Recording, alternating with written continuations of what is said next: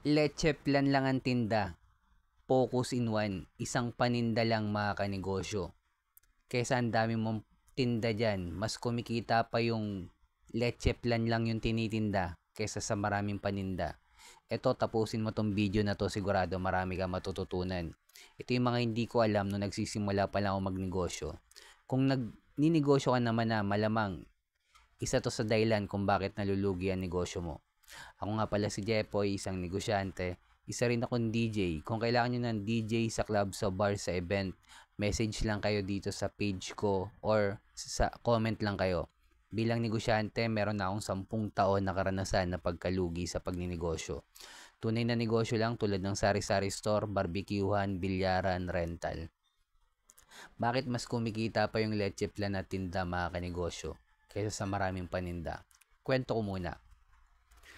After ko malugian ng una kong negosyo na sari-sari store, ang sunod kong nalugian na negosyo is barbecuehan.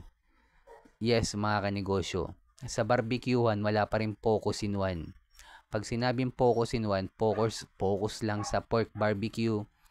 Wala ng tenga, wala ng bulaklak, wala ng balon-balunan, wala ng isa, wala ng hotdog. Pork barbecue lang mga kanegosyo. Pag sinabing tenga lang tinda, kahit may maghanap pa sa'yo ng pork barbecue, tenga pa rin ang tinda mo. Pag isaw lang, sinabing focus in one, isaw lang ang tinda mo mga kanegosyo, wala nang iba. Mas kumikita pa to kaysa sa karinderya na maraming tinda. Nung nagnegosyo ko ng barbecuehan, mabot din siya ng years. Pero nagtataka din ako na minsan even lang, minsan wala talagang kita. Ang ano sa barbecuehan mga kanegosyo, hindi ko pa nga, ayun nga, hindi ko pa rin alam yung focus in one. Isa sa mga dahilan yon kung bakit nalugi yung negosyo ko.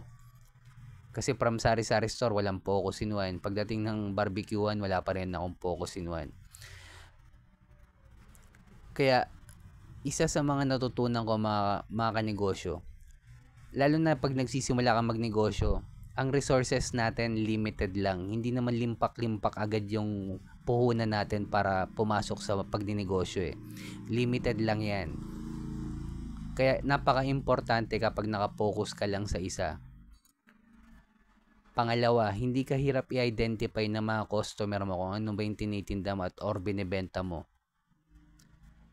Kung leche plan lang mga kanegosyo, leche plan lang ang tinda mo. Si kuya araw-araw or MWF, para at least ma-miss ka ng Tuesday or Thursday. MWF tapos Sunday. At least every other day maalala ka ng customer mo. Pero focus pa rin si kuya sa leche plan. Mas kumikita pa yan mga kanegosyo kaysa sa marami kang paninda. Ano pa advantage kapag nakapokus ka lang sa isa? Advantage mga kanegosyo, mas na monitor mo maayos yung inventory mo.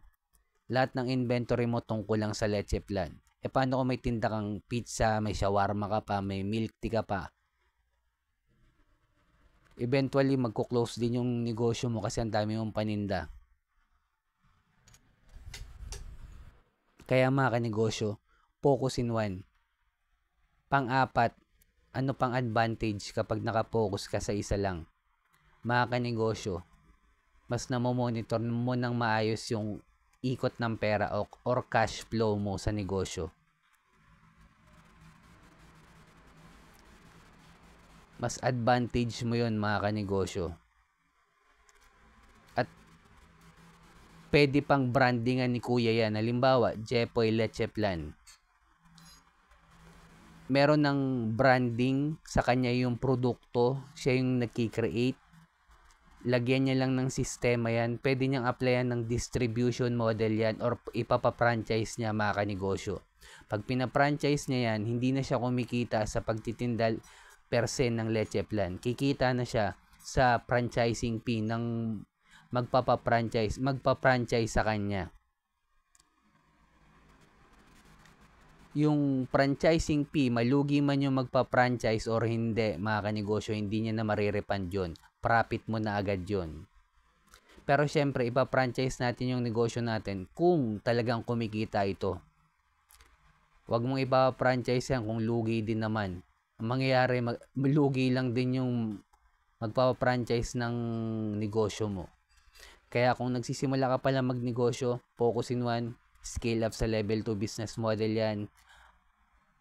Hanapin yung community ng mayaman. Pang-apat, kailangan na natin gumawa ng original content. Dahil kasama na sa trabaho natin yan bilang negosyante. At kung umabot ka sa dulo na video na to, comment ka lang sa baba, sabihin mo Leche Plan kung umabot ka. Heart mo na rin to, subscribe ka na rin sa akin bilang negosyante kung dumadanas tayo ng pagsubok or struggle. Huwag natin kalimutan mag-pray kahit anong religion natin. Peace.